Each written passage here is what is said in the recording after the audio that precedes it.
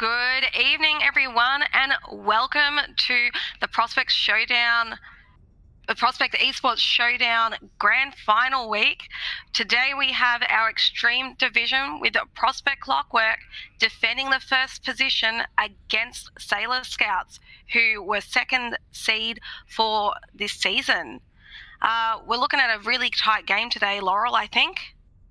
Yeah, for sure. We know from the history of this season how strong both Sailor Scouts and Prospect Clockwork has been. I'm excited to see how the teams handle this and, what they're made of. We know what comps they've been running in the past, but I had a quick chat with our producer. Meta's changed a lot. So are we going to see, the teams running the old rush, or are they going to be running towards this new meta shift that's been coming out for the last 2 weeks? Yeah, certainly it's been very, very interesting. We're seeing a lot of that shift from that brawly Ryan style play. With that nerf to Ryan's armor, I think a lot of people didn't think it was going to change much, but it certainly looks like it is. Ryan is like, that composition just isn't having the sustainability that it once had. For sure, and we don't want to forget about Baptiste's nerf too. I think that's going to be hurting that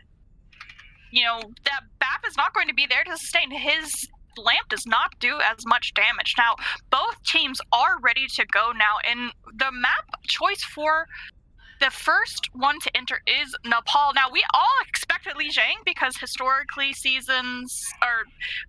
our matches start off on Lijiang if Lijiang is an option. So I'm excited to see Nepal. Yeah.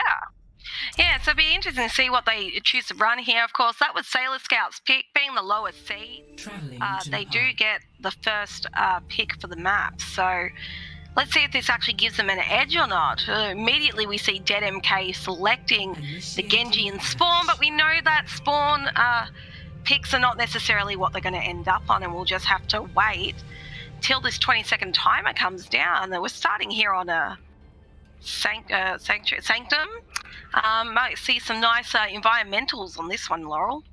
Yeah, I never go by what they've already picked in Spawn because they've debated us way too many times this season.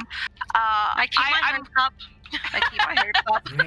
It does look like we're going to go a double shield with Pharmacy and Dead MK on the Sim for TP, and then we see Rush on Prospect Prospect Clockwork.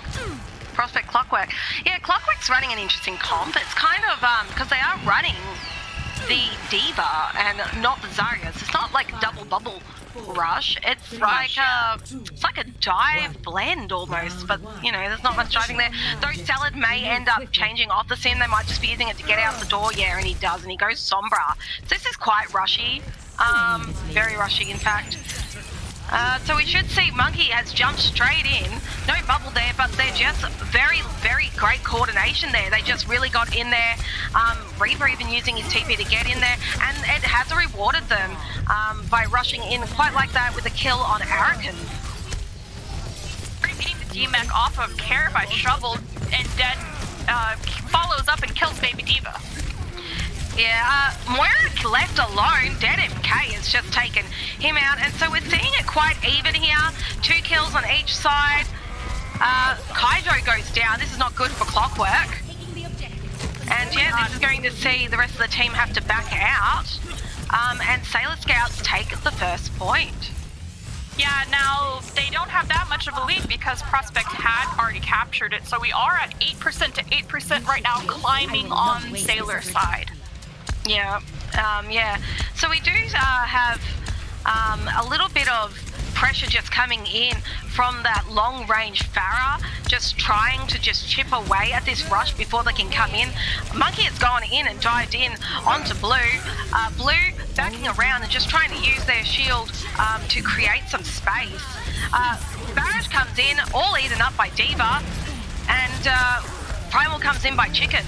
Chicken on Prospect, it's isolated to Fairy Dragon on the Sigma, taking him out. The Dead MK has come in with his ult, but no kills there. EMP comes out. The ults are just coming out here, there, and everywhere, and this is going to result in a Clockwork win, with Kaijo perhaps foolishly using that Death Blossom. Now, there was a moment where Salad on Sombra hacked Ali out of the sky. I wasn't sure if we caught that on camera, but I saw it in the kill cam, and that made me proud. We are 47 to 23 climbing for Prospect now. Araken's just poking to just try and get his ult charge up for a second barrage. He's 35% of the way there. Salad hacking those very important health packs, just trying to deny the ability of the other team to be able to get unwanted heals. DMK coming out for kills, not really finding anything. Vel's being popped, but to no avail. This is going to end in a Clockwork easy defense there. Homekisser used their beat very aggressively there because there's not much that they need to hold it for Sailor's ult economy at the point, and so that was a smart move that gave Prospect the upper hand to keep out Sailor. Yeah, Araken is coming up on his barrage, and Shovel on the coal. They can go for quite an aggressive push here, knowing that Lucio does not have beat. Care, I think, will use his bomb here to just create a bit of space, and try to just disrupt Araken's views. Big boop coming off Araken onto Reaper, but Kaijo is able to TP out of the abyss. With no health though, he gets knocked down pretty easily.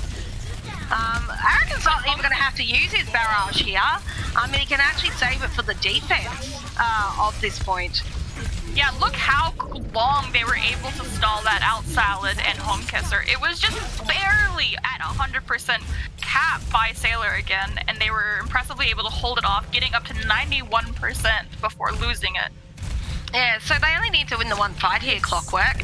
But will they? They do have EMP on, but just EMP with the Primal, it's not their, it's not the thing that they're playing for.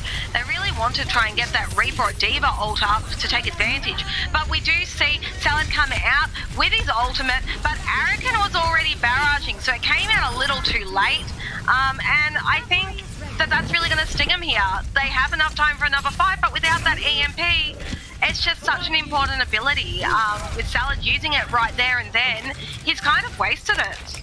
Yeah, sure. We only have Primal up on Prospect side. We're not going to have Beat or Death Blossom during this, and we have Val coming out already on Sailor for the start of the push. Chicken is, of course, using his ultimate now, his Primal now. Is he going to be able to do much against this Orisa? Orisa will probably have Fortify up.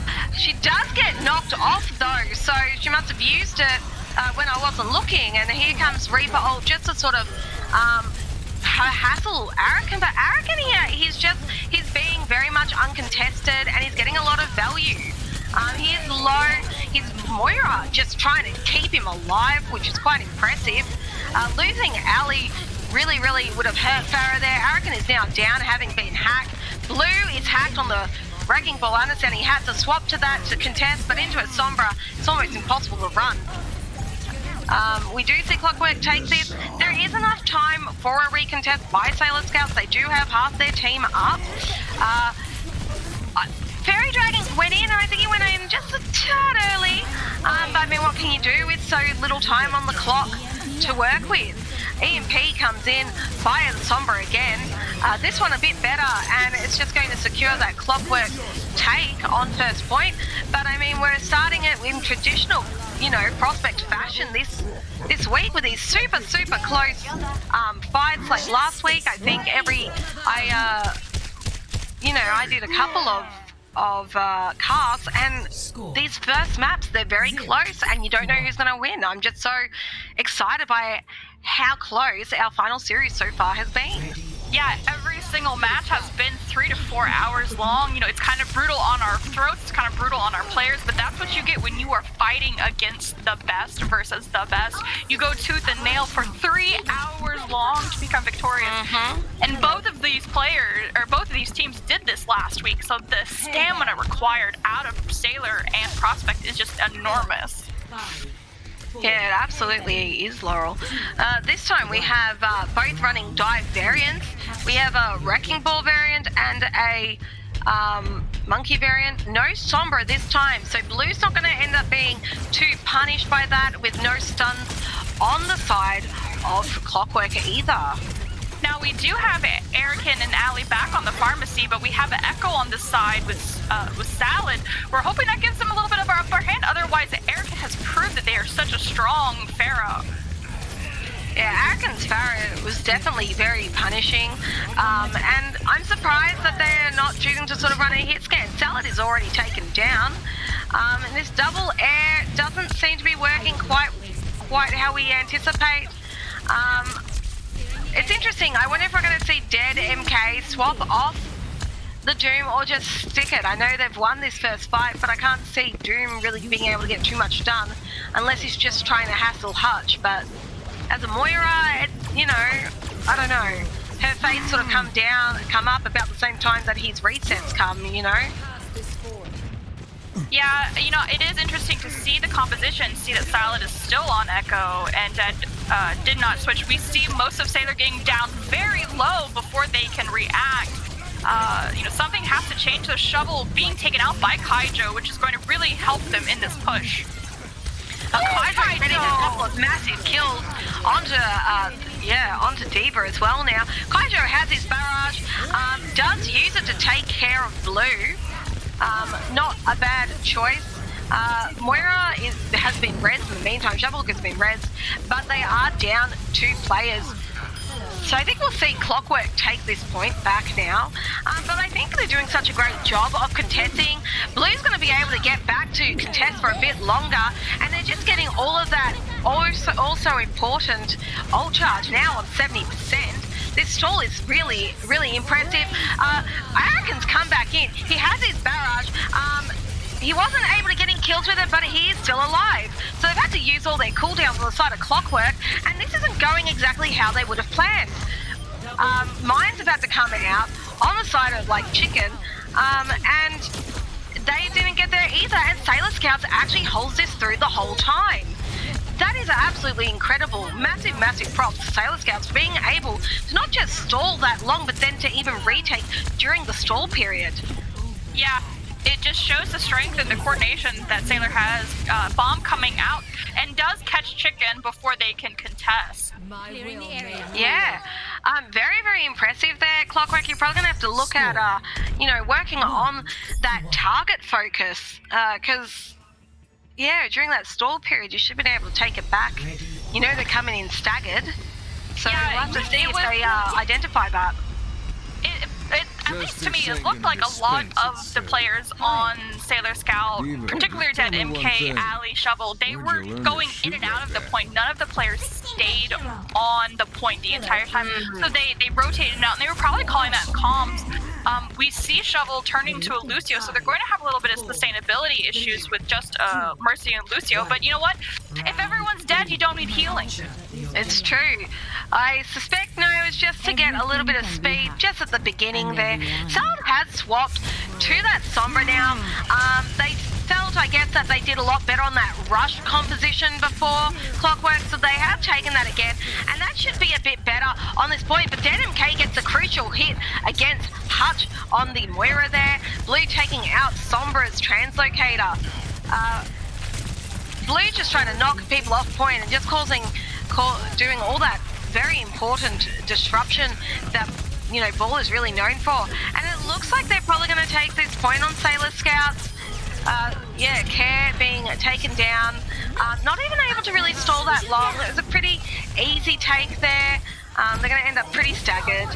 Now, once they did it again. Oh my goodness, dude. Now, once they lost Hutch the very first round, it did not look like it was going to go very much in favor. And so, yeah, they were able to pull it up to 15% now. Now, we do see Kares coming up close on her bomb, but Arakan is going to have the barrage before that. Yeah, absolutely.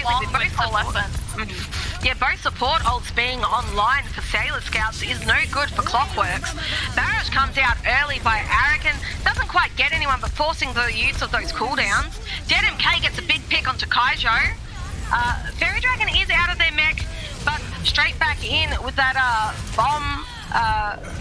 Fairy Dragon now coming up on remech. Doesn't get the kills, actually gets killed themselves. Very chaotic on the point. Dead MK looking for another kill onto Hutch. Hutch is not dealing very well with that Doomfist. I think that's 3 times now dead, just a Doomfist on this one point. Now it does look like Salah is pushing forward to try to scout out what's going on. They they do have EMP. Let's see if they use their EMP a little bit more wisely now. It looks like they're going to pinch from behind while their team comes through the gate. Bomb being thrown in by Fairy Dragon, forcing the rest of the team onto point, gets a mech kill onto Salad. Don't know how he managed that one, but I love to see it. Chicken using his primal on point to just try to just force their way like onto that point to keep it, but I don't think it's going to work here. Certainly, Sailor Scouts seem to have worked out what's working well for them. Yeah, you know, the current movement of this, it looks like this map is going to go towards Sailor Scouts. But now, it's not... Go on. I was just going to say, there is still time to turn this around. They still have EMP, they still have Death Blossom. There are plans that can be made if they just rush and get it going. I mean, it's taking more than the 99% for Kaiju to get his ult. It took him way too long. I think they're just going to have a problem just in general with the ult building if they want to stick on this rush comp against such a potent air and one-shot comp with the Doom Fist. Arakan here just poking down at that Winston, forcing him to use his bubble when he probably doesn't want to. Chicken just trying beyond trying to just survive there, but it's all not going to work out for them. Fairy Dragon also has his ultimate, so it's like every time Clockwork has an ultimate, Sailor Scouts has two. Yeah, and that's what happens when you get killed almost every single team fight. The economy is just not in your favor. Sailor Scouts does win first map on Nepal. Let's see what the kill cam is. This must be the double elimination off the side of the map.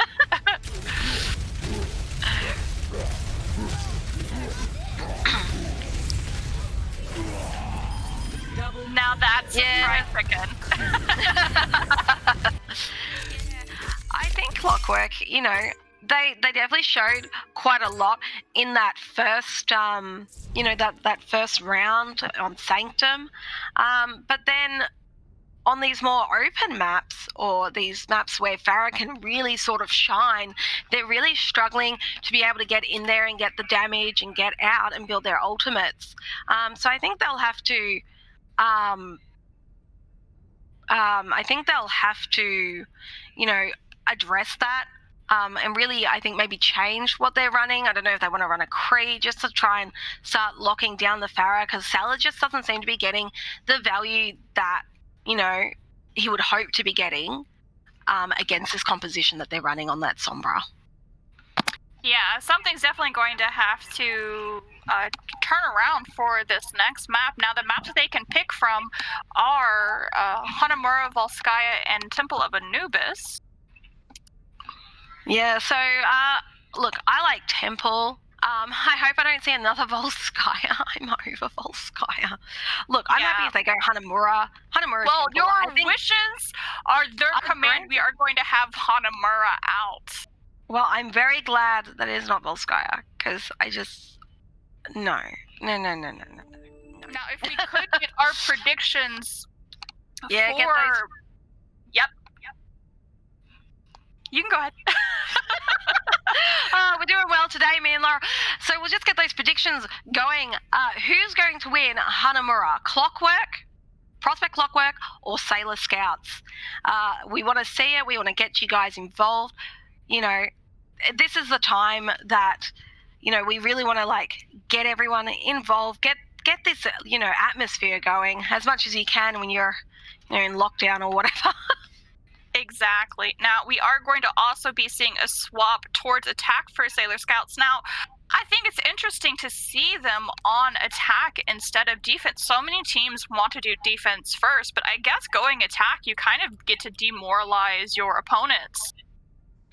Yeah, definitely on attack, you can really, you know, set, you can really, like, try and just play aggressively. I think on defense, the thing you want to do most is you want to shut down the momentum of the other team. So Sailor Scouts really have to work on how they're going to be able to, like, force that momentum and that aggression, because they definitely don't want to take this too passively. For sure. Now, we are asking for a quick little pause to get some coaching in between these maps. But I do want to remind everybody, thank you so much for being so active in the chat. We are trying not to miss any of the action, but let's take this moment to see what some of our viewers are saying. We have Let's Go Salad, Let's Go, and then Echo Farah Holy Cancer. Well, it wasn't that cancerous in the end, except to itself, because it didn't get him anywhere, did it? Yeah, it really did. We had hoped to see that Echo gave them the upper hand, but Arakan just really proved that they were the better Farah and the better pharmacy too. Yeah, I mean, we can't forget that the only way a Farah can really, really get that value is if the pocket is sound. Because if the Mercy gets picked early or is off healing who knows what, and not the Farah can be isolated very, very quickly. A Farah isn't able to really overextend and take that space that they otherwise would if they're not pocketed. Yeah, now Hanamura does favor rush and double bubble kind of style comps, and we know that Sailor Scout has the backbone already in there with the Farah Pharmacy. Do you think we're going to see Farah Pharmacy again on Hanamura? It's not a bad map for Pharmacy. I mean, I think a lot of people do get a little bit concerned with using the Farah on that first point, because you end up having to use basically your whole, your rocket, your jump pack cooldown, and then most of your rocket fuel, just to sort of get over that high sort of gate area, and there's nowhere really safe to take there, to be able to get onto that other roof. It's quite risky, for a Farah to actually get up and over. But if they do, then it can become a very, very awful point to defend on if the Farah attack comes in, because then you can get all that free farm from behind. So they're trying to protect that gate, and you've got a Farah just shooting into your back.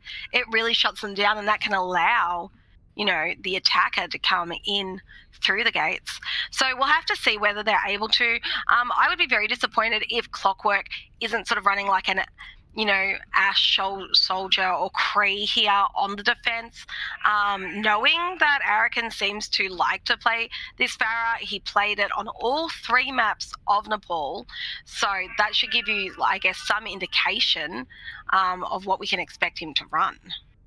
For sure, I definitely agree with that. Now, Arakan has shown that they are this formidable force, but so has Blue and so has Fairy Dragon.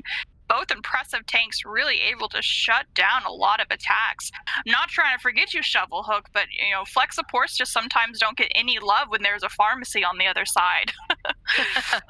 Well, no, what we can say though about Shovelhook is we're not saying the things about you that we've been saying about Hutch before. So I knew you were going to bring Hutch back up. Yeah, well, I mean, I think aim support's actually one of those terrible roles to play, because everyone will notice when you're doing something wrong, but they won't notice when you're doing something right. That is true. Now, unless you are a Baptiste who just pops off and does a window and lamps perfectly all the time, it's a little harder to pay attention to main supports when they are doing things right, because you only notice them when they really do things bad. Yeah. Look, main support can be a little bit of an invisible role, but you're less likely to get in trouble, and you're less likely, so, it's kind of like, do I want the glory, or do I want to not get into trouble? If you don't want to get into trouble, just play main support. So, yeah, I think both teams are ready here, are they not? No? Yes, they are. So we should see this Hanamura come back on. So what did we get in terms of predictions? I seem to miss the predictions, but I do want to shout out, we had a tier 3 sub from Oogway. Now, Oogway, if you're still listening, I hope you are. Thank you so much for that sub. If you want to join the casters at any time today or later this week, just send out a message to me. I'm going to type out Oogway, message me, because if you're tier 3, you get to join the casting booze. Woo!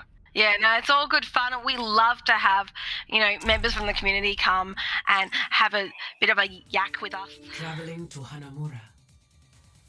Alrighty, so starting here on Hanamura, such a pretty map. I love the cherry blossoms. It's really just gorgeous. Yeah, I really like the aesthetics of this map. I think actually this game in general just is very pretty aesthetically. I do too. I just hate it because we play it so much in scrims, but it is a fun map. It is a beautiful map.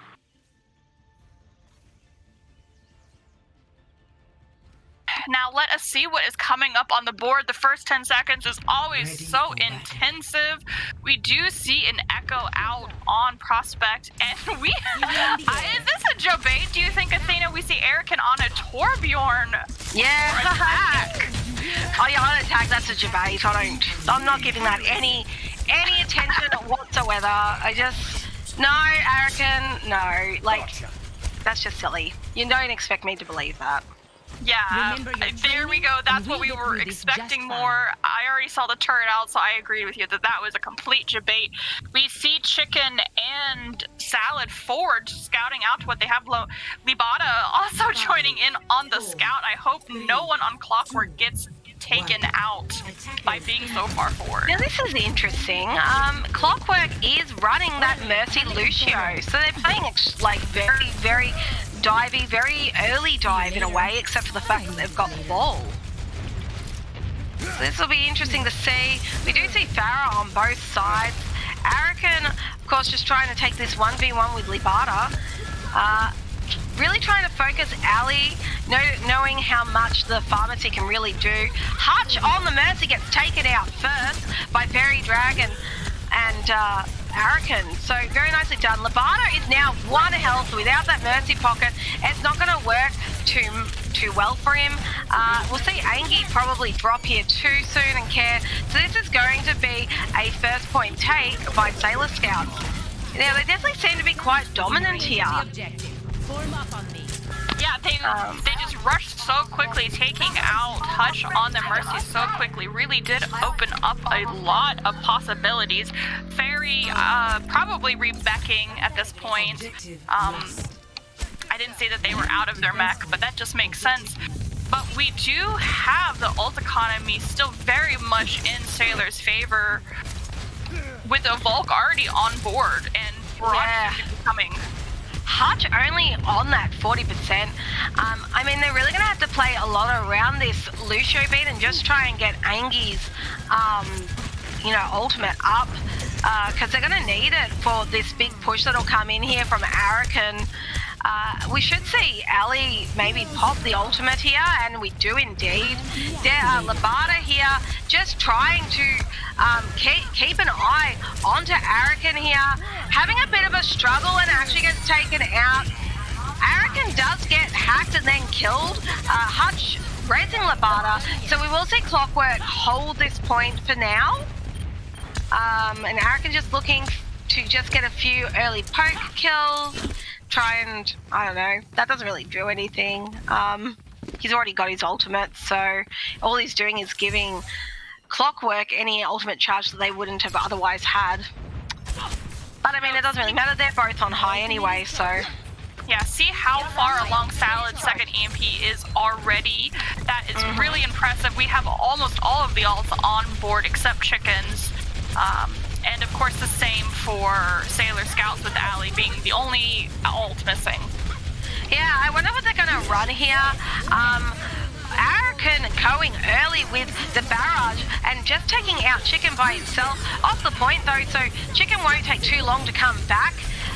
Libata getting taken out, but then res immediately by Hutch.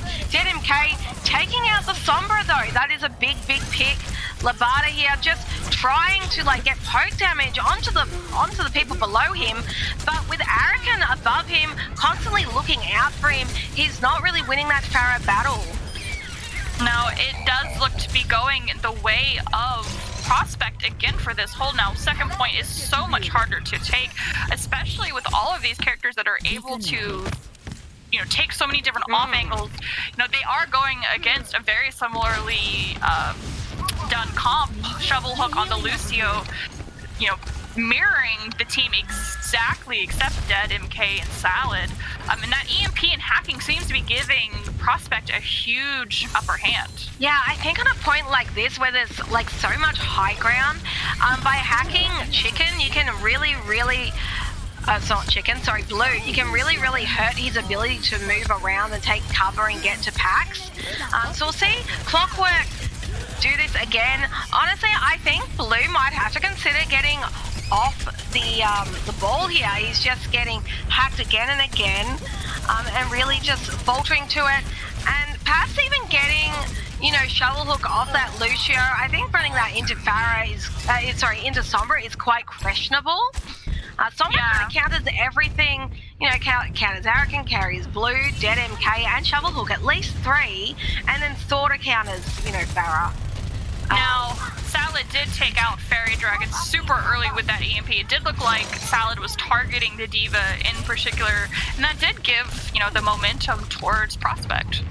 Yeah, it certainly did give them that momentum. They're doing much better on this defense, especially after losing first so quickly. To be able to hold it already for over 3 minutes is very good.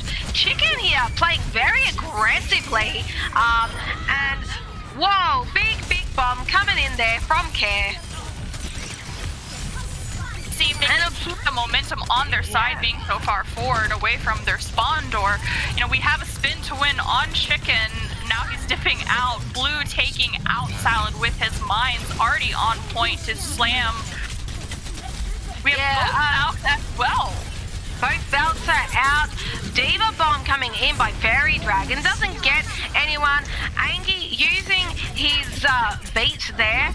And Hutch still going. Salad coming out with the EMP. And all of that team is hacked. Everyone who's on that point is hacked. Doom somehow survives it. They actually live that. And they should take this here. I don't know that Prospect is going to be able to keep this under that important 1 minute timer, but maybe they will. Chicken coming in with his mines there, and being very effective. Brig, now Shovelhook is on the Brig, trying to isolate the supports, but he does get taken out there, perhaps playing a bit too aggressively. Dead MK coming out with his Meteor Strike, and just being able to keep this team from being, able to steamroll here. They're now fighting to try and get that overtime. Probably not going to happen here. A very important noon there from Arakan, but the supports are still coming in. They can't kill Angie. And now Hutch is on the point. They do eventually kill him, but it's enough time for more stalling to come in by Chicken, but that's it. And they are able to cap that with 18 seconds left on the timer. Like you said, that was impressive defense for second point, especially because first point went so quickly. I do have to give a huge shout out to Dead MK though, because their Meteor Strike did more than just stall a little bit. It cleared so many mines off of the point, really allowing their team to take more space, push a little bit forward, and wipe so many out in just a split of a second. Yeah, it was very, very, very quick there.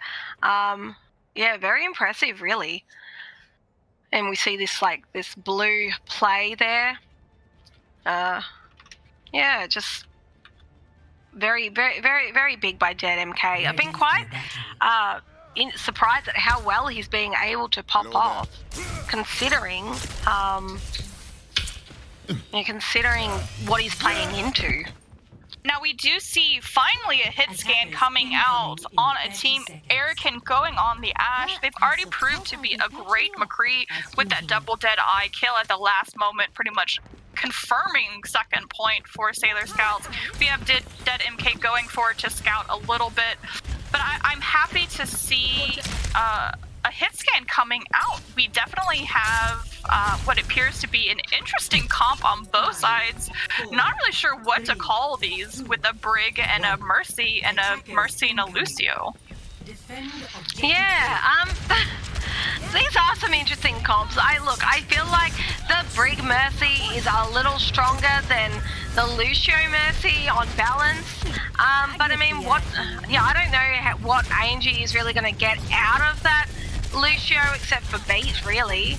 Yeah, I mean, it's not going to help all against Arakan on Ashe. Yeah, sorry. Well, yeah, all of Prospect's players are also very mobile, not going to be staying close to Lucio. We do see a lot of picks coming out on both sides, being able to move Arakan, but ultimately, it looks like...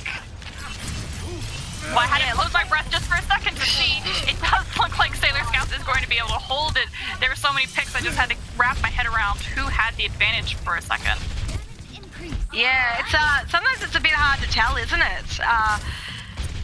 With how quickly these kills come out on both sides. But the Shovelhook got that really nice stun there, so that was very good by him. We see Arakan here just trying to prevent more kills onto the rest of his team. Arakan does get taken out though, caught on the point in the middle of everyone. Labada here just trying to get some of these picks onto the enemy team. Nice stun coming out from him there. He is being pushed back and back though by Blue. Salad does get taken out by Shovel. And it looks like they might actually hold on to it here again. That one looked a little more promising for me for Clockwork taking it, but it doesn't seem to have ended that way.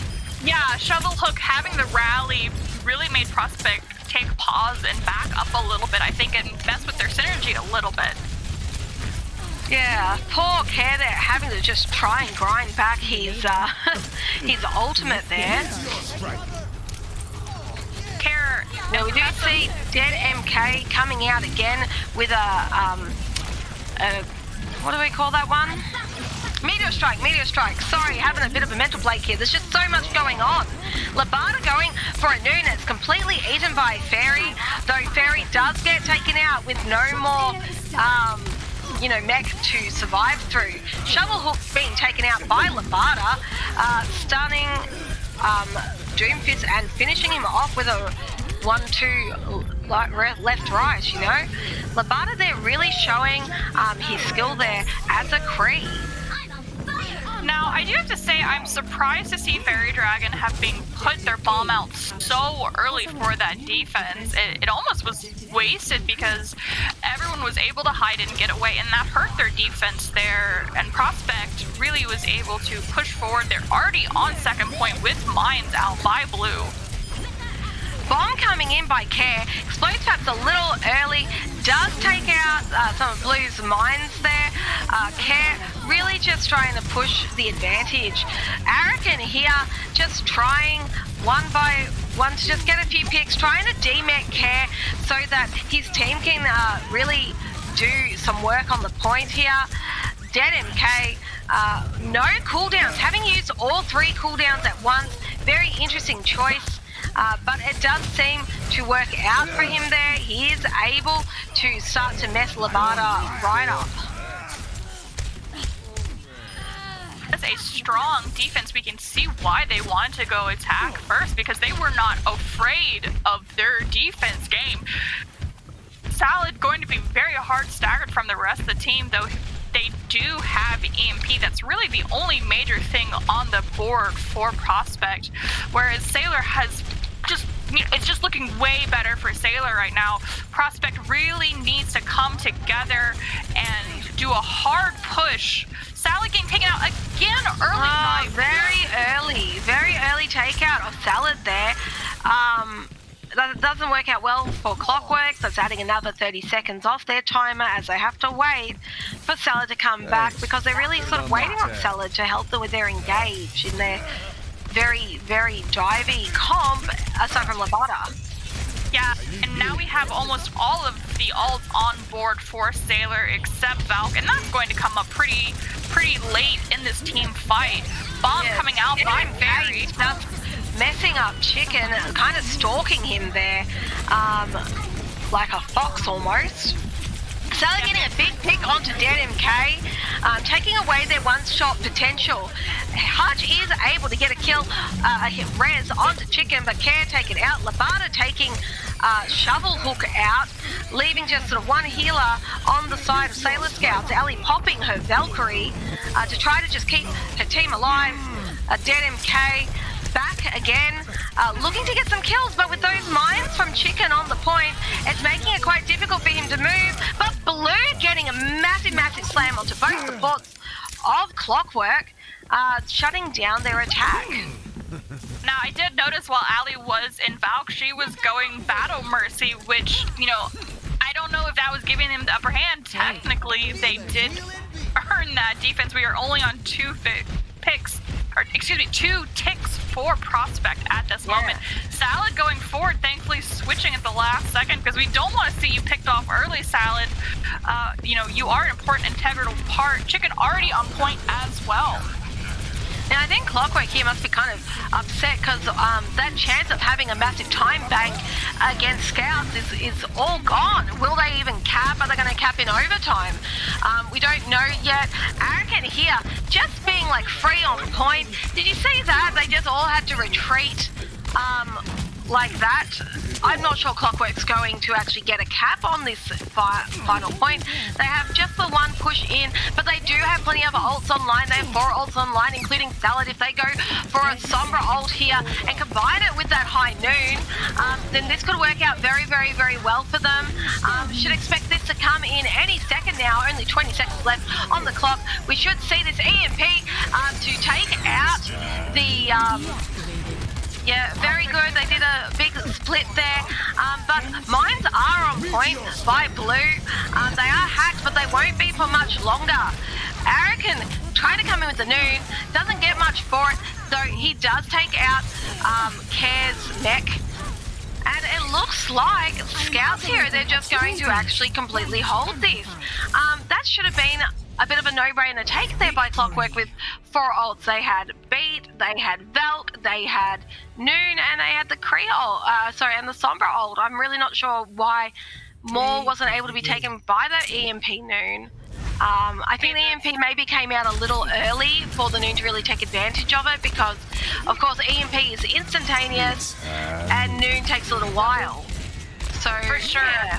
Now, and another important part that it should have clearly gone to Prospect's favor is Care was able to remech and took out Shovelhook very, very early.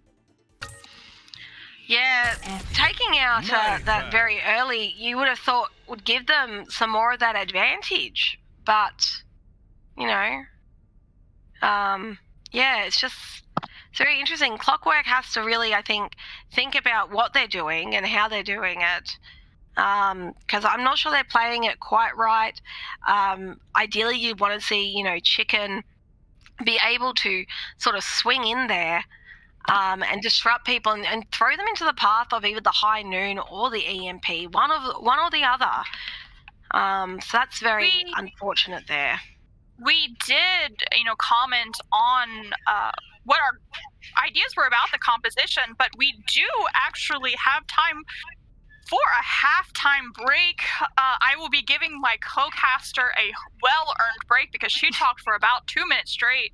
But I will be going over some things that we have coming up during our off-season that our producers and, of course, our casters are running. Yeah, we're definitely going to be looking forward to that.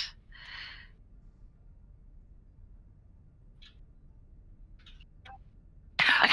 Sorry, I just had to wrap up very quickly with the teams, letting them know that we are in halftime. Now, of course, everybody knows that our season is ending after this week. This is our grand finals. And so we're trying to promote our exciting things. I am a co-owner of Apollo eSports. I actually met Prospect Esports through my Winter Cup. Brian and James came and helped me cast and produce, and this is how I also discovered I was a caster. Who knew? I just love to talk so much. So this is. I knew. You know, sometimes it's a bit hard for us, isn't it? Yeah, when we both like to talk so much. So, and this graphic is actually done by my co-caster Athena. She's a wonderful graphic artist. We have our Summer Winter Cup coming up at the end of April. Is going to be running April. Excuse me. I kept saying this during the sign-ups too. The end of May 31st to July 2nd. April just disappeared on me. And so we are going to be doing 2 tiers this time instead of 1 because Apollo has grown. We are having a lower division, which is 3,200 and below, and the upper division, which is 3,200 and above. Same community coaches, same double bracket system, just 2 tiers. Now, anyone who got to see our lovely prizes last year, we are doing the same artist, Mon Studio.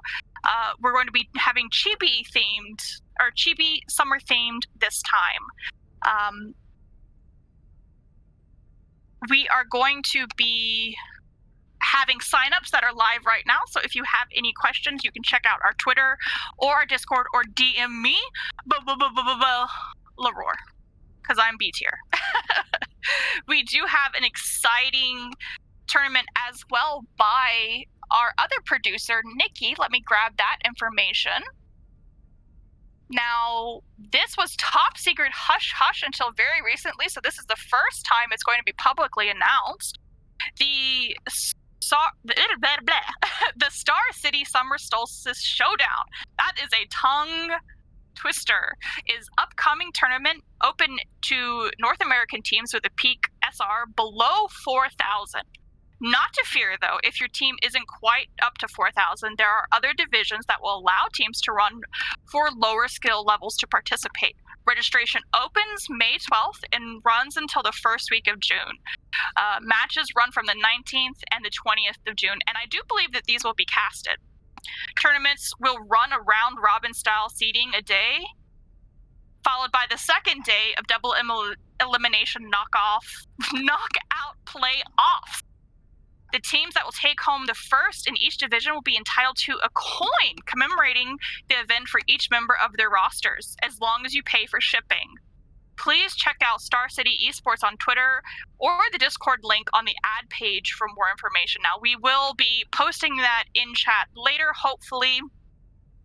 And there is one final thing that we need to talk about, and that is Doge coins. I don't know any of our audience if they are avid investors, but this weekend, this Saturday, Elon Musk is going to be on SNL, and it has already caused Doge to skyrocket. It's at 0.7 the last time I checked. When before that was announced, it was at a 0.13 at one point. So please get into this and invest smartly, invest wisely, buy when it dips, and hold to the moon.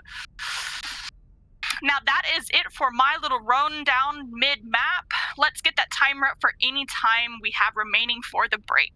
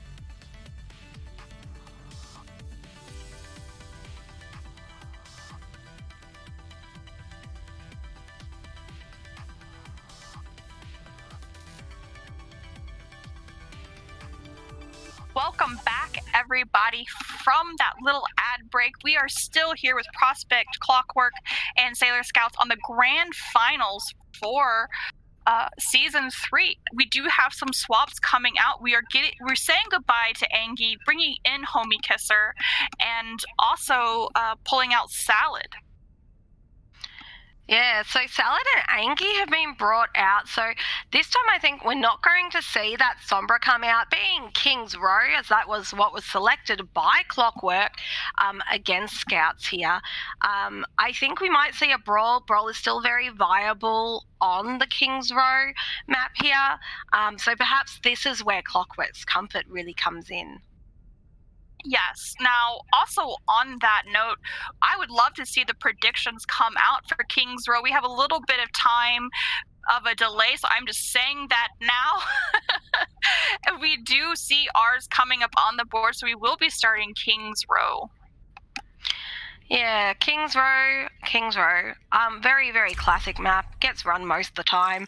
I know I got a bit of flack for not bringing it in earlier, but isn't it great that we get to see it for grand finals instead of, the regular sort of playoff week? Yeah, that is exactly why you are A tier and I am B tier, Athena, because it was my fault that King's Row was not in for the playoffs, because I hate King's Row and I am proud to be anti-King's Row. We just see it so much. I wanted diversity. Nah, it's all good. But I mean, now you have to suffer it for grand finals where it is going to be the highlighted map, so maybe you only have yourself to blame. I mean, maybe, but this is only if impressive things happen, right? Yes, only. We do see a compositional change. We see Prospect coming out with a more classic brawl with Libata on Junkrat. Yeah, Libata on the Junkrat is an interesting pick for, for the current sort of meta. But I mean, when you're trying to defend a choke point like the one here on King's Row, I think it's very good. But Arakan still might come out on that Farah, and they don't have anything to deal with it. What, Kojo is going to right-click? I really think either Libata needed to come out on something like the Kree, or Care needed to go Diva. I just think, Arakan here can just still get so much value, unless Hutch is like some hit scam Baptiste god. But he's being isolated pretty easily by the Doomfist, and Immortality had to come out early to save his life. Dead MK gets a big pick onto Libata here very early on. We also saw that projectile pushing the team apart, Chicken being pushed very far forward and ultimately does pay the price long term. Kare's bubble's already coming out, but she is able to escape. Lucio by Homie Kisser, bye. And again, Scouts have just taken that really nice and easily.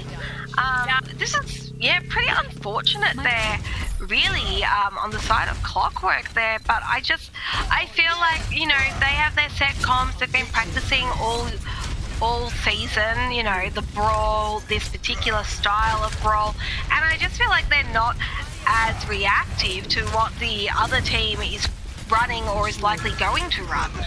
We do see Libata off of Junk and on to McCree, which I think is the better choice here. Arakan does have a barrage, but Window comes out to try to stop some of this push. Kaijo right-clicking like crazy, but it's not going to be enough. He's not quite hitting the shots, and this is going to be another fight just easily taken by Scouts. This is pretty one-sided for what's been, the rest of the season has been, much more competitive in a way, especially last playoffs was so competitive, but not this time. We do see a Blizzard on Kaijo, which they'll probably use to help stall out this final push. Chicken also have Shatter, which he's going to be looking to do. Grab coming out, Shatter trying to stop it. NMK here looking for a big meteor strike, hoping to get maybe no one with that meteor strike. He's trying to just stalk Libata a bit there, but wasn't able to. Chicken here does get a very much needed pick against Shovelhook, and a block against Blue, killing him so that he's like used his ultimate there, but Arakan comes in to save the day, taking out the rest of Clockwork. That was a very impressive hold by Prospect, but... Prospect Clockwork, and Arakan just said, I really want to buy this piece of land, so get off my property. Yeah. Get off my point. Yeah, he's just very, very aggressive. He's very skilled, and Clockwork just doesn't seem to have an answer for him. Yeah, Libata on McCree is not enough. The hammer down does get blocked by Blue. We see Cole coming out along with the grab, but no one really falls for it yet, except Flea Fairy by Chicken. Yeah, Fairy Dragon does take out Care as well, which is, like, they really need to just slow these guys down. Shovelhook playing super aggressively, actually assisting with getting Libata a bit out of position so that he was knocked off by Arakan into the pit. This is very, very much looking very well for Scouts and very poor for Clockwork. Clockwork hasn't seemed to have an answer, and they die in the spawn door to dead MK's Meteor Strike. And that is going to be about a 4-minute take. Oh my goodness. Now, that is a first for me. I've never seen that large of a time bank on a push before. They just had incredible momentum for so long, and really the only time that Prospect was able to really slow Sailor Scouts was during that second point capture. But Arakan was just like, nah, brah, nah. Yeah, pretty much. It's just been like so one-sided there. Now, Athena, what do you think Prospect needs to do differently on this attack to really gain some meaningful momentum? Look, it's really hard. I think, I know that they didn't feel like the Diva was doing all that much against Arakan last time, but I think they really need to come out here with a Diva. I think the time of Ryan Zar Brawl is gone, sadly. That's not coming back during this patch. It's just so much weaker now that Ryan is so much weaker. So I really think, by choosing to run the Ryan Zar on that defense, they didn't really do themselves any favor, especially since they didn't start with a hit scan. Now, I know they did start to run maybe double a hit scan, but again, running the Zarya doesn't do anything to really assist that. Plus, they're running Hutch as the Moira with the Cole.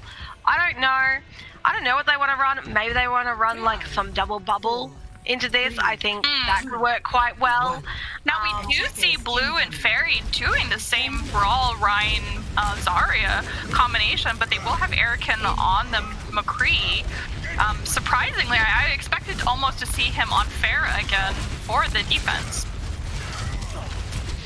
Yeah, so anyway, taken quickly by Arakan. Very quick. Very quick takeout there. Well, there goes their first attack. Man, Arakan, just sit down, buddy. Let the rest of your team do some work. Honestly, I really don't think they should be running this. I really don't think it's going to work for them. Definitely with how potent Arakan is on McCree, double flyers may not be the best way to go. Disregarding the tank line and the support line, their DPSs are in serious pain right now because Arakan is watching this guy with extreme precision.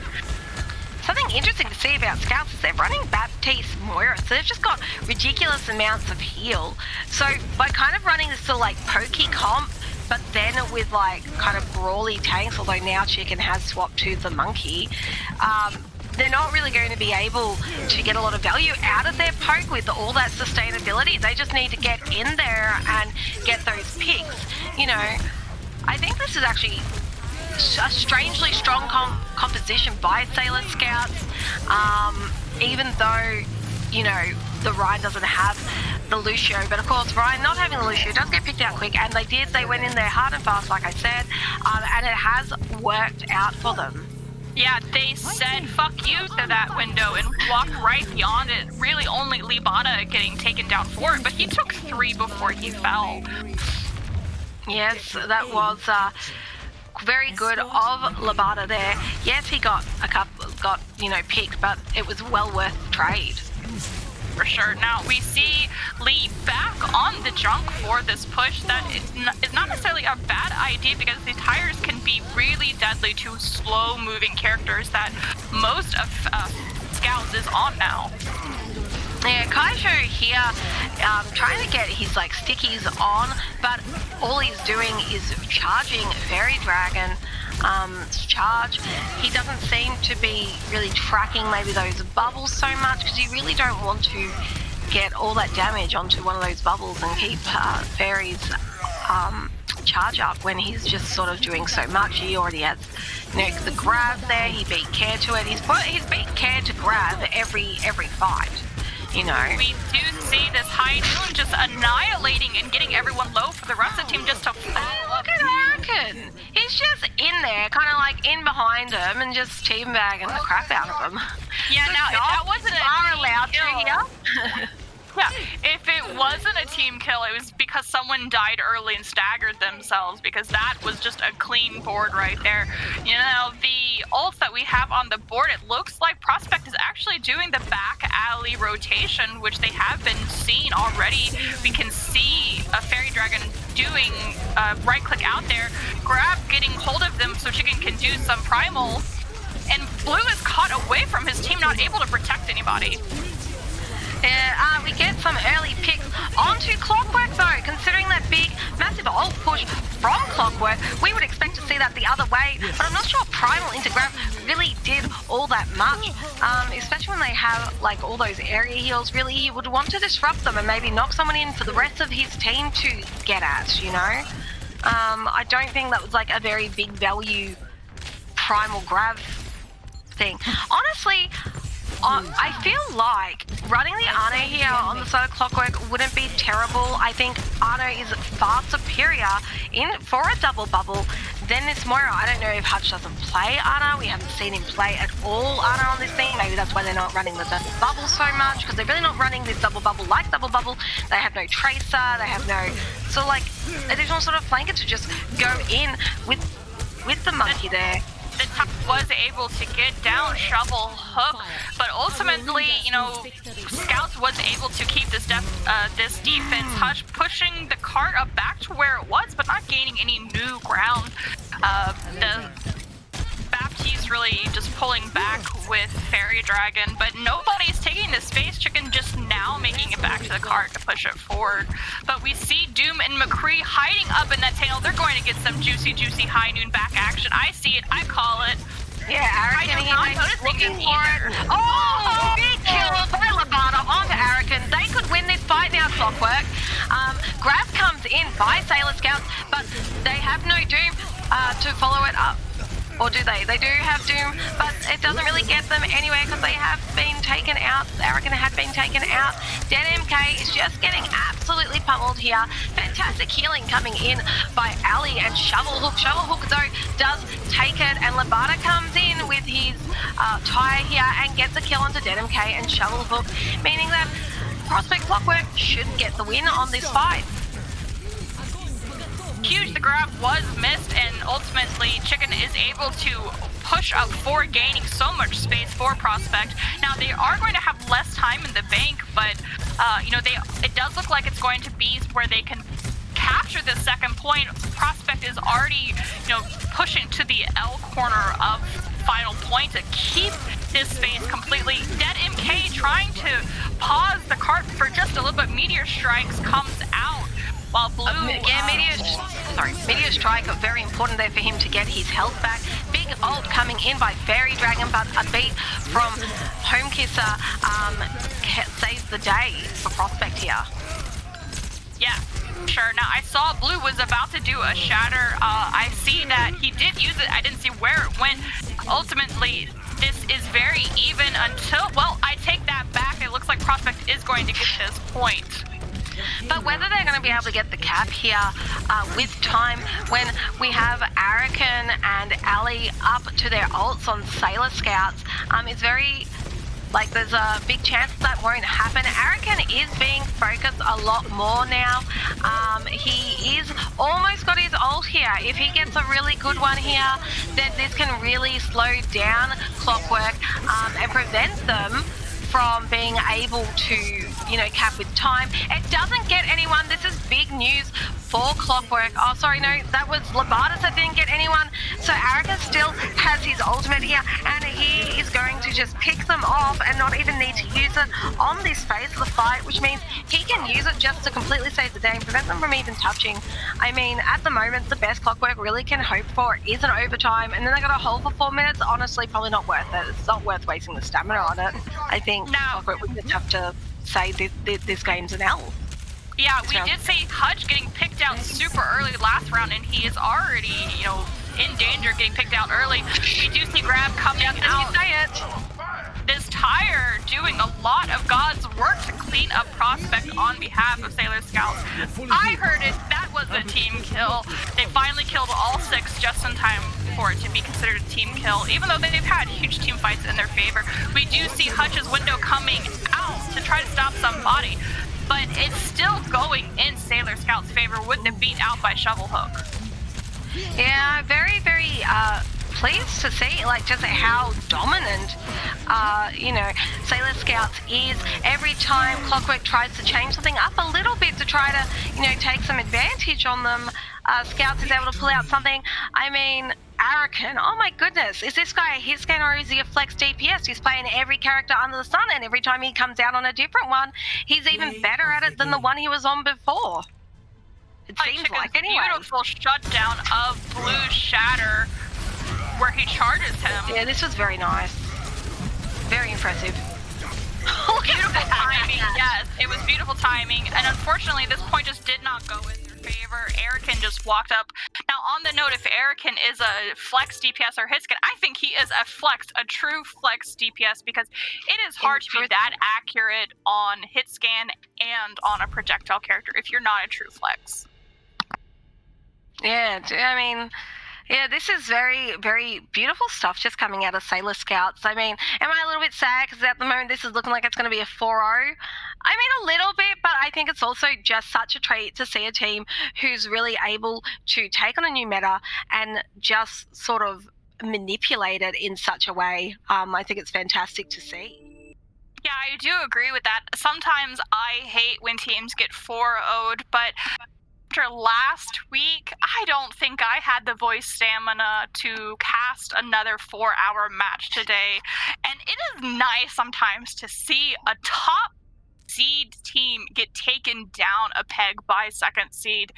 Sailor Scouts is just a formidable force, and this just goes to show that composition and reworks and patches can really change the standing of a team. Now, we know Prospect Clockwork is an amazing team and is at the same level as Sailor Moons, but that is just not the case tonight due to the most recent patches.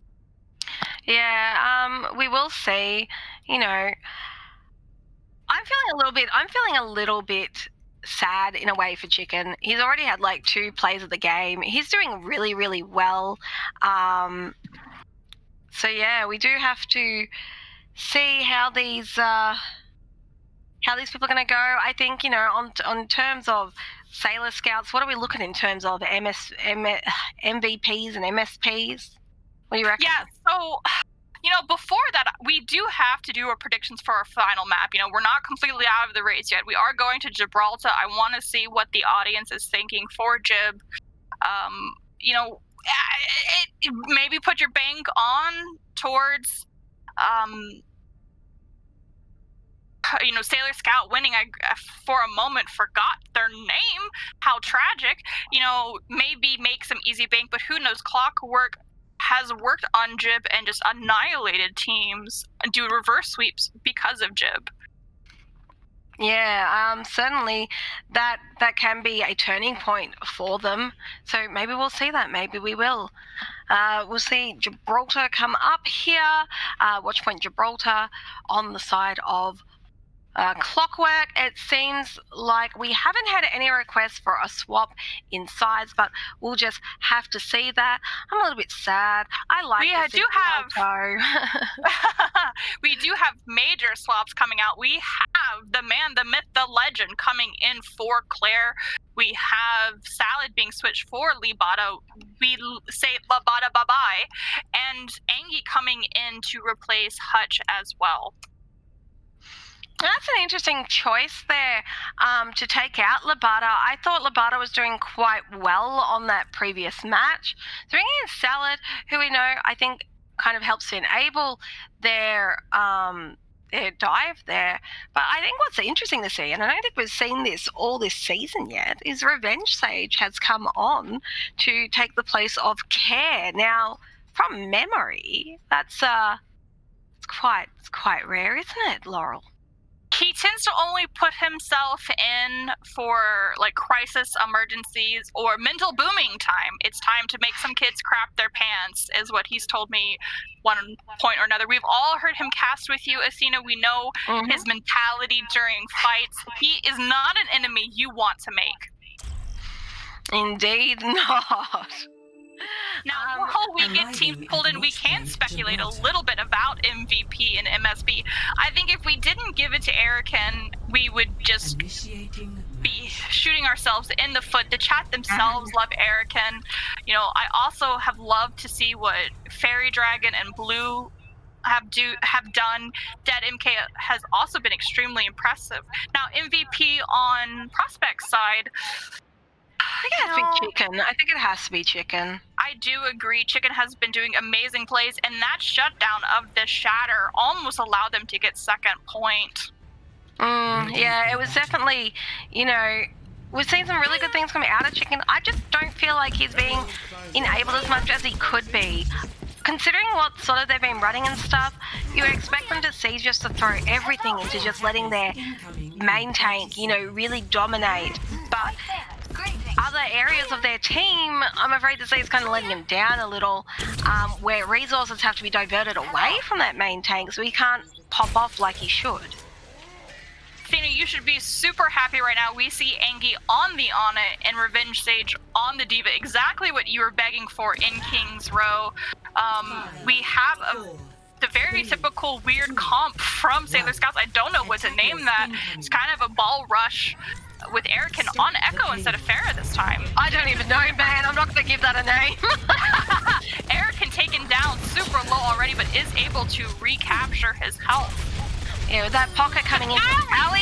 Ali's taken out. That is a big pick. This is going to shut down Arican's ability to pop off here. Dead MK being taken down quite a few notches. Zelda does get picked though, but he's got that quicker respawn. This is working out kind of fairly nicely for them. Arican here just looking to maybe get like some pulse beams here or sticky beams here, but it's kind of hard for him to be able to land these. Chicken is very, very low. He needs to get some support, but he doesn't get none from Angie here. Angie, though, is 85% to ultimate, so this next fight, you know, their kill, you know, their win condition there will be that nano monkey, and they are there. They are there. They were able to push quite far on attack in that first push. They would be very happy with that. In fact, they actually capped. When did that happen? Oh my goodness. They were capping and they completely have forgotten the cart. Erican now touching the cart just for a split second. Ali probably going to have to be cart bitch for a little while. She said, I just want to murder these prospect clowns. Yeah, here comes Nano Monkey, as we know is so strong in these monkey compositions. Being knocked down quite low while still in Nano, Chicken has had to bail a little earlier. He was in there during the primal, but his team wasn't able to catch up and keep up and give him support from afar. And so they weren't able to really take that space, because as soon as they took down Chicken, there was all this space just up for grabs. Yeah, I don't know. Are they tilted on Clockwork? I don't know. It's really standing still and allowed Hydro just to get an easy headshot on him. Coalescence couldn't even keep him alive for that. Interesting enough, because of that, Prospect was able to recapture so much space away from Sailor Scout.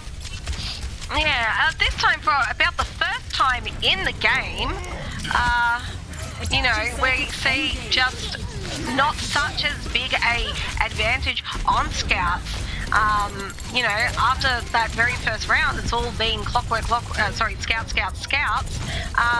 But now Clockwork, they're able to stabilize. It's good to see. They're able to stabilize. Sally gets a pick on the Fairy Dragon, but then Dead MK takes out two. Oh my We do goodness, see who is this man? Erican's copied Bob does a lot of work to get payload all the way through. They are capturing second point with 5 minutes on the time bank.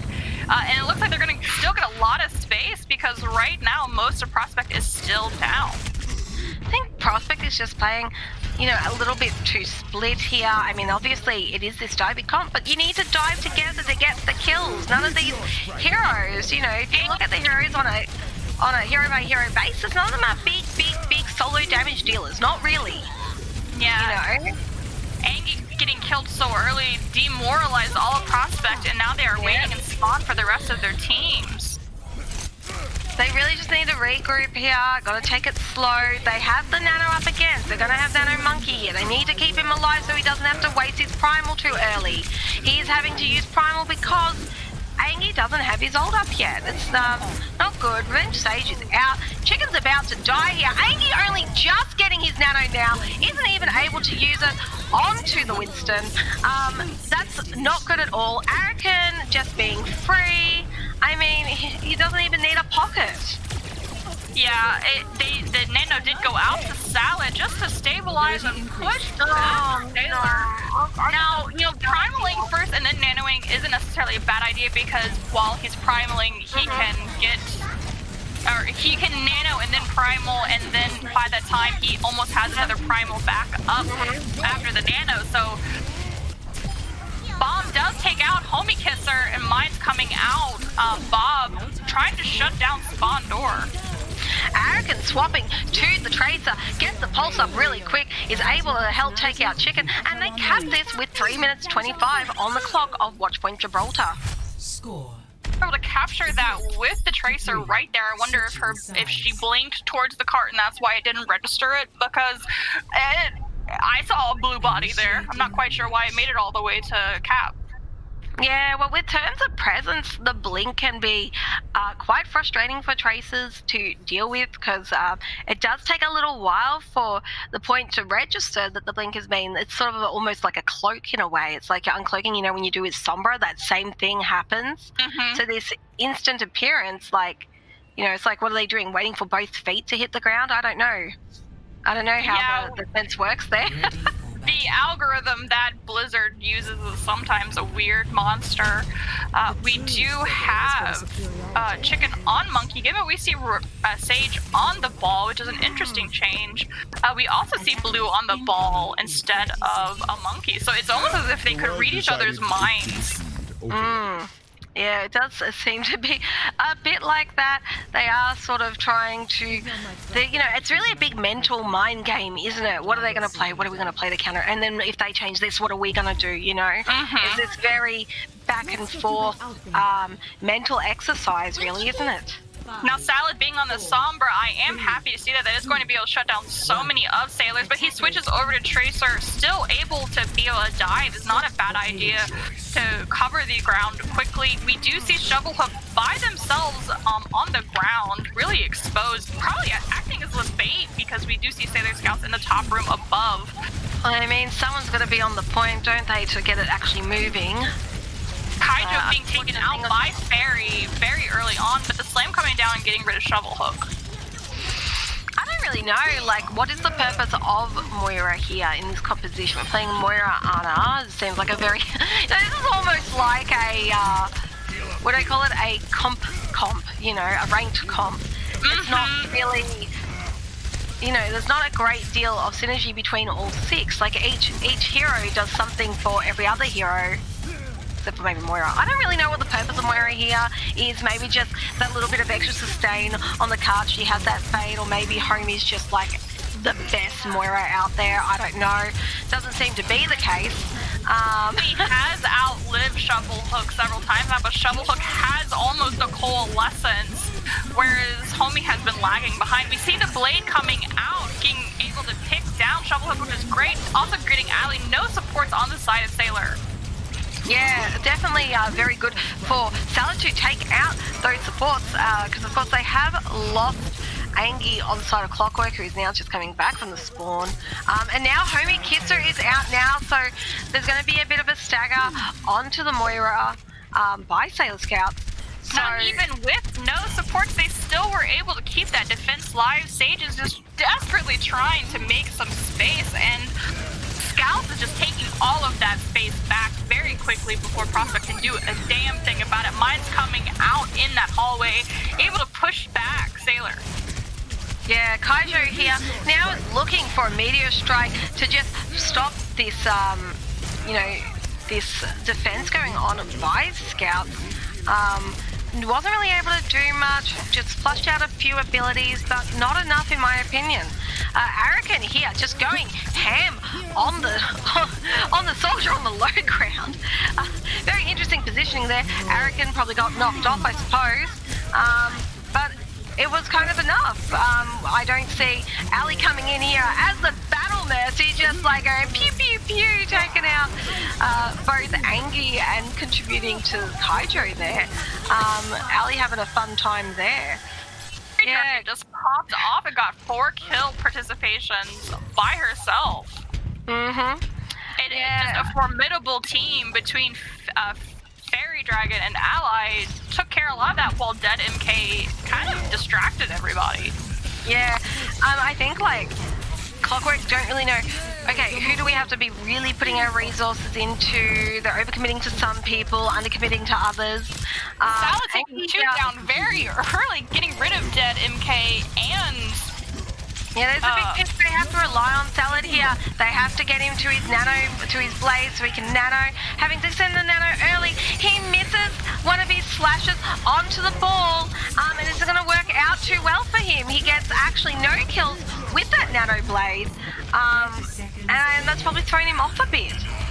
Dead MK able to take out Salad there, but Arakan has been taken out in the backline by Chicken. Chicken needs to come back on and just help the rest of his team here, but I don't think he's going to be able to. It's about 4v2 here.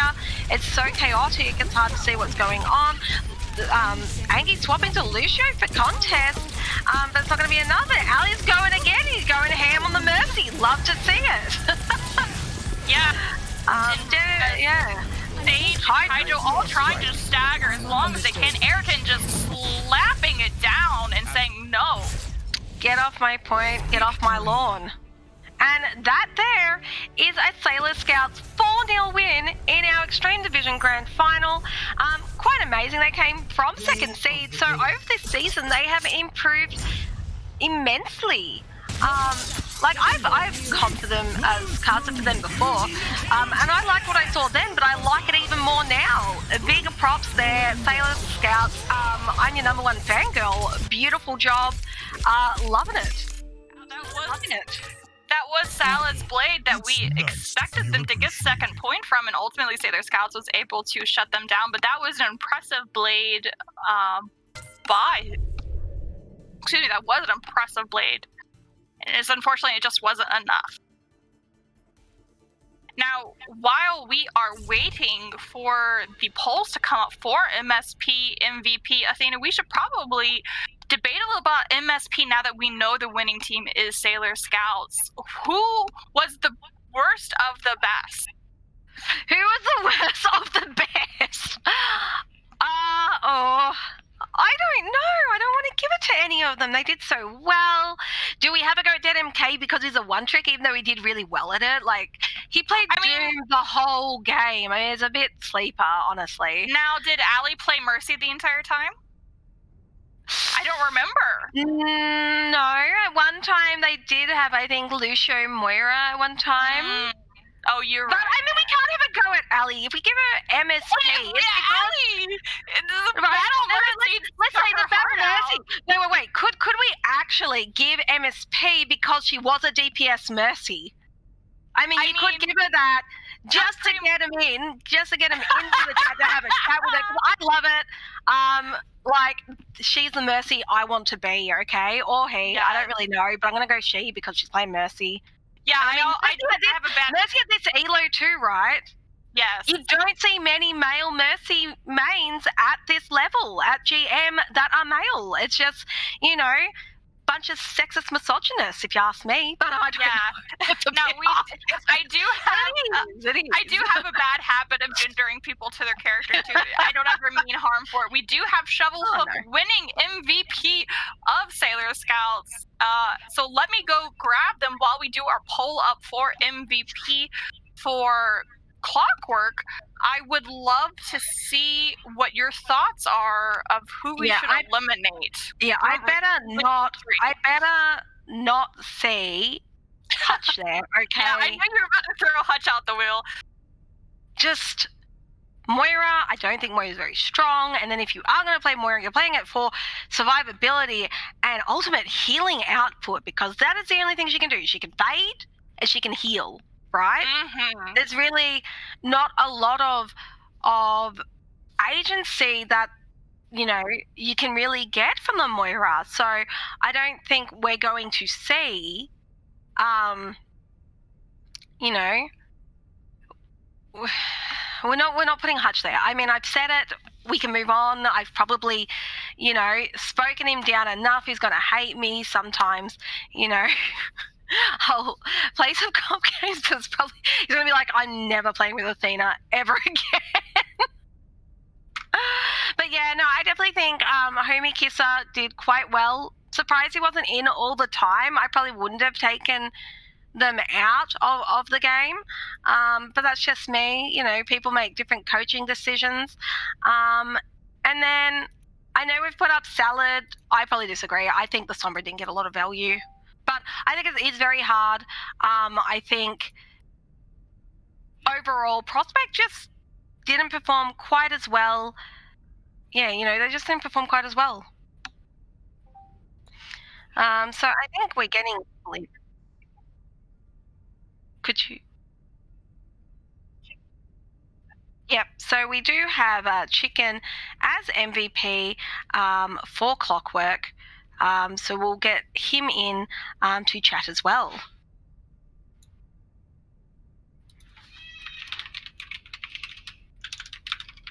Just one moment, fellows, while we're getting everybody in.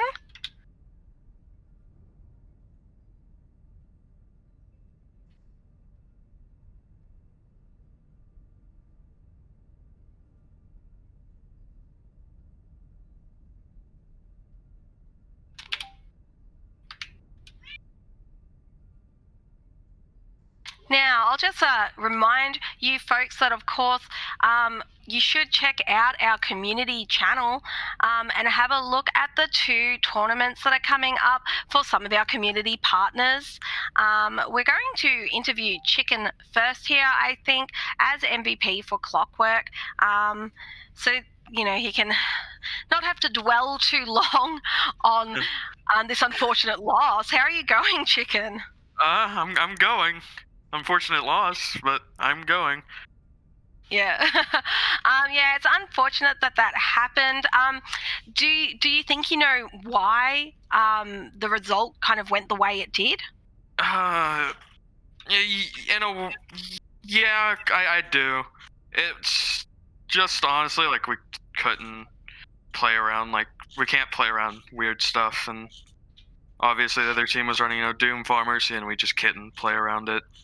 Right, so I know you've called it weird stuff, but can it really be that weird if you can't play around it? Yeah, well, I mean, like, it's not what you normally see. That's why I call it weird. You know, you don't normally see that being played together. That's why I call it weird. We did not even have a name, really, for the compositions that Sailor was running. Yeah, you know, it's not the stuff you normally see. That's why I call it weird. And if we can't beat it, you know. Yeah, we can't beat it. That's not what you normally see. We just weren't ready for it. Now, Chicken, I have to ask really quickly, is Hutch's arm still in a cast? If I'm not mistaken, it might. I'm not sure. Honestly, I don't think it's in a full cast, it might still be. I think he plays with it in a sling. Now, I ask because Athena's been a little hard on for insulting Hutch this time, but I did not want to quite give away that his arm wasn't a cast and he was still playing grand finals. Yeah. Now, he was still doing as good as he could. Yeah, Chicken, you were amazing tonight. We felt like there were times that you would have easily swayed a team in your favor, or team fight in your favor, had your team been a little faster at supporting you. Like, you shut down that amazing shatter by Blue just with a charge timed perfectly. Yeah, that's what I was trying to do. It was That all was my God. intentional. That was the Well, plan. yeah, I'm sure it was intentional. That was the plan, guys. Now, Well, we'll go with that. with the end of this season upon us, what is Prospect's plans going forward? I know you have OD team plans as well. Yes, we're going to do OD, GG&A. Obviously, we're going to keep scrimming as much as we can. You know? Yeah, absolutely. Yeah, I guess with the Open Div coming up, there's going to be a big focus. It's just 2 weekends. It's since, what was it, halfway through last year, they've changed the format of how they run the Open Division. So those are going to be very long days for you. So hopefully these playoffs will have helped you to prepare for those long days, especially since, last week, was it you guys who had the 8-map game? No, we did not. If I'm not mistaken, our game got forfeited. Oh, your game got forfeited. That is so unfortunate. We didn't even play semis. Oh wow, I was unaware of that. That's fun. Yeah. You guys have had to forfeit so much during this season, along with a few other teams. I think we played maybe 3 matches, 3 or 4. That really helped your map differential. Yeah. Now, Chicken, is there anything you would like to say to the audience, it being the grand finals of the final week of season 3? Can we hear anything out of your mouth, Chicken? Well, I mean, all I can really say is just GG go next. GG go next. And we wish you all the best in Open Div. Hopefully you can get a really good result out of that. And just show the rest of, I guess, NA and any, scouters or whatever out there what you've got, because I think, it's so competitive, Open Div, and there's lots of people, having a watch, trying to see, who's who. It's a tough gig to get through, but yeah, I really hope you guys do well. You get some wins, you get sort of some really good pro points, whatever they mean. Yeah, I don't know about that system, but yeah, just flex it, and good luck as well in GG NA. So, yeah, we wish you all the best, Chicken. Thank you. Alrighty, and we'll catch you later as we now interview Shovelhook, who has become MVP for Sailor Scouts. How are you going today, Shovel? Hello, I'm good. You're good? If I can add to the point that you were saying about us having weird picks, well, it's just always been our thing, and it's more like comfort picks than anything else. And a meta pick, yeah. So, I mean, clearly Dead MK seems to be very much a Doom sort of one trick. Does he ever play anything else? Oh yeah, he can pull out the Torbjorn or the Echo sometimes, for sure. So he's just like the Cancer King. Yeah, we have strategies. I like that. Like Torbjorn on King's Row and stuff like that we use, but yeah. It didn't have to pull that out this time.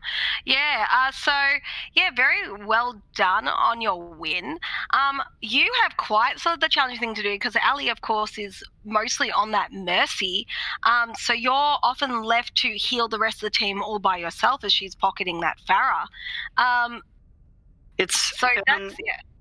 I have the other impression of it because I think she does, sometimes I do a lot of healing, but she does most of the healing, I think. Because, yeah. Oh, really? Well, yeah, when she's not bucketing, she's healing everybody. She goes for the critical targets, and I'm just mostly doing, AoE healing. But, yeah. I wouldn't get the MVP vote tonight if it wasn't for Ali, keeping us alive.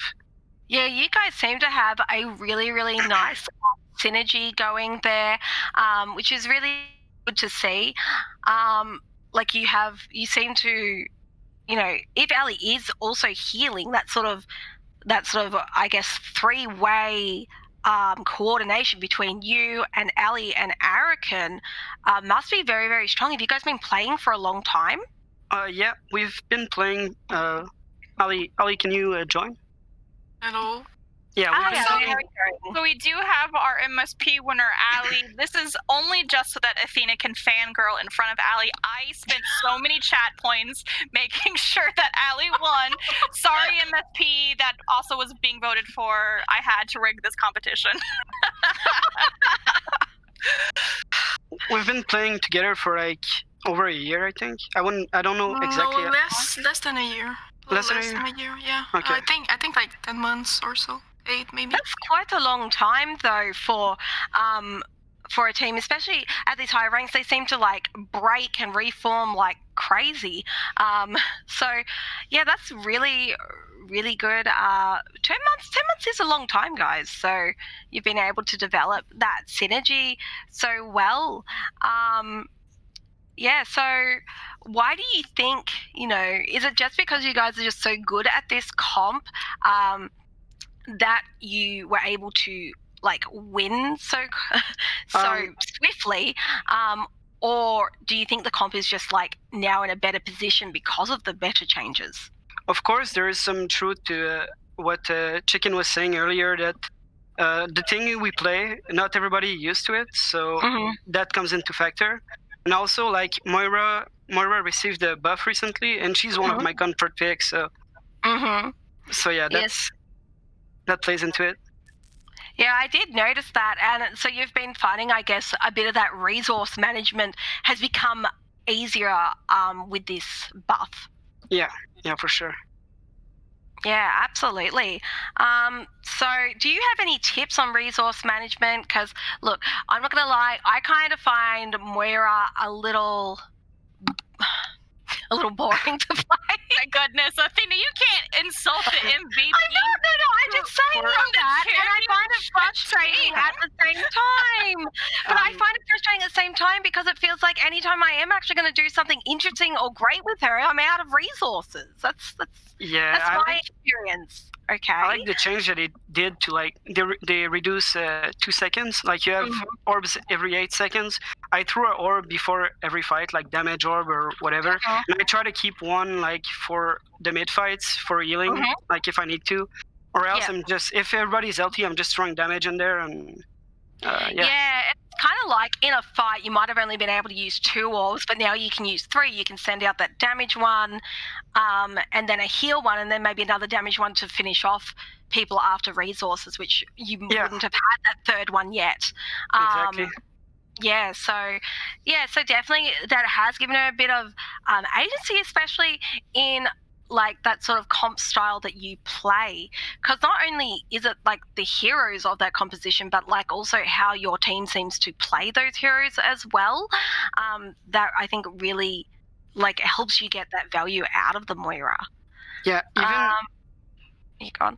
I was gonna say, even when you go for duels, like the cooldown helps because you can really sustain yourself. Like if you have a tracer on you, you throw that healing orb and you right click her and you can have an orb soon again and just stay alive the whole time. Yeah, you stay alive, and so she's forced out to have to go and do something else. Yeah, I think you might have been punished a little bit more if they'd been like more coordinated in their dives against you, but it really seemed like they were just setting one person after you at a time, and now you're so sustainable it wasn't going to do anything. To be fair, on Anamura, they were really putting the pressure on me, like on when I was on Moira, so I had to swap to Lucio at that point. Yeah, because I had like, I did notice that. I had like I had their ball, their diva on me, even their Sombra. Yeah, so they did force a swap. So, yeah, at times they got really close on Hanamura, but they just weren't able to cap that second point.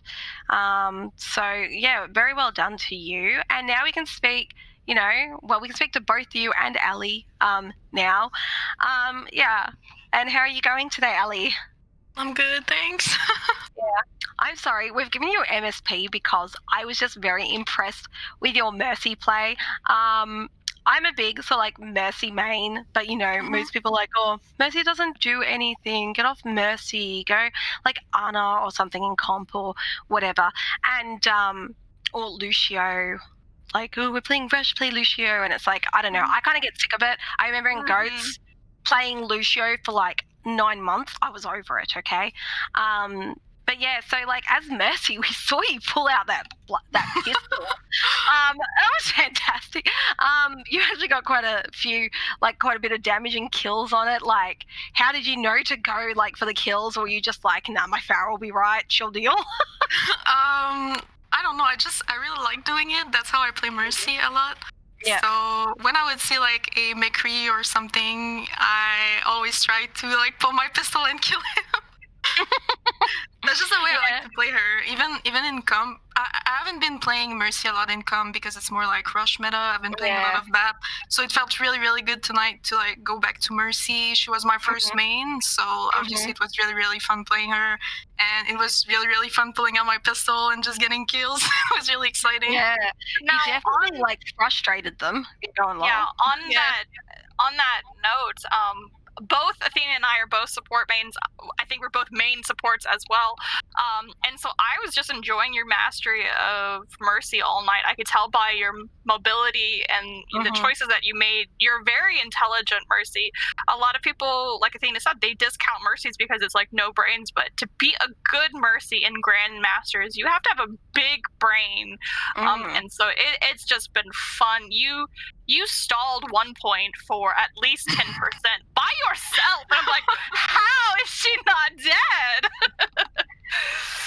Yeah, I think game sense is just like one of the most important things, certainly for main support. So yeah, it was actually like a pleasure to actually see a main support like and actually doing work on anything but Lucio. Sometimes people get like celebrated because, oh yeah, you got these big boop kills, so you're MVP or something, or you just never get seen. So it's actually really good to see and actually notice a main support. So yeah. But the bad Mercy, you used your pistol. There we go. Yeah. Oh yeah. No, we have to pretend that this is an MSP interview. Yeah, it doesn't feel like one. So, damn you, Allie, with your pistol whipping. Yeah. Because you quote suck so much, what's your plans going forward? I mean, I don't know. I just want to keep playing with my team and I want to have fun with them. We're a really good team. We're all like kind of friends and stuff. Oh, that's good. We're gonna do the GGNA. I think it's starting this Friday. I'm not sure. So yeah, we're gonna do that. And Sounds about right for GGNA. Yeah. Are you guys doing open div or not this time?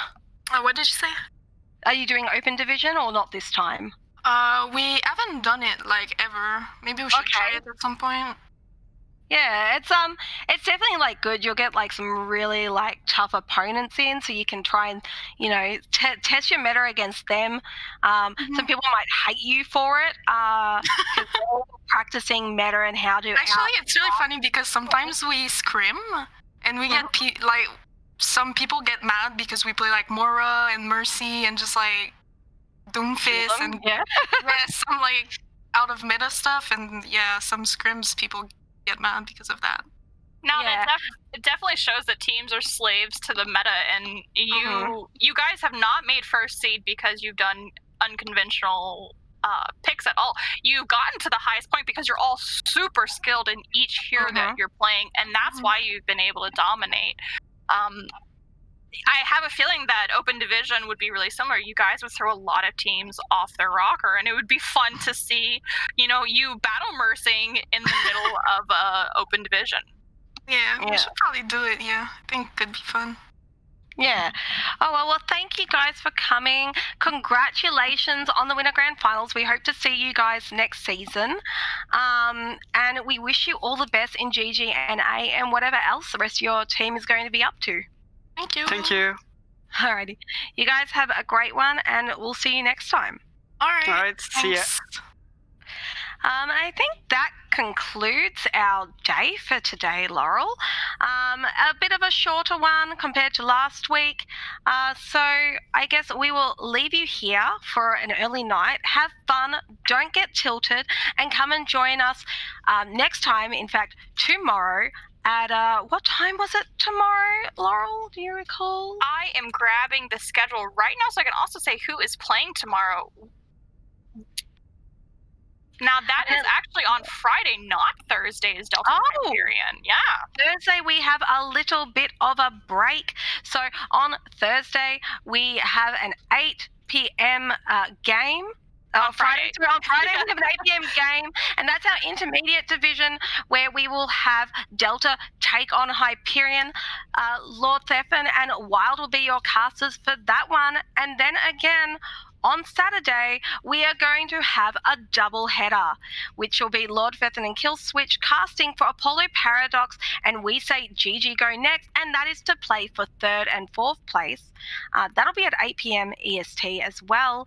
And then for the double header, you'll be having us ladies again, whether you call us lovely or not, but we'll be having a great time casting the grand final for the upper division featuring Maelstrom and the bench. And I did do the casting for the bench last week, so I'll be very excited to see how they go.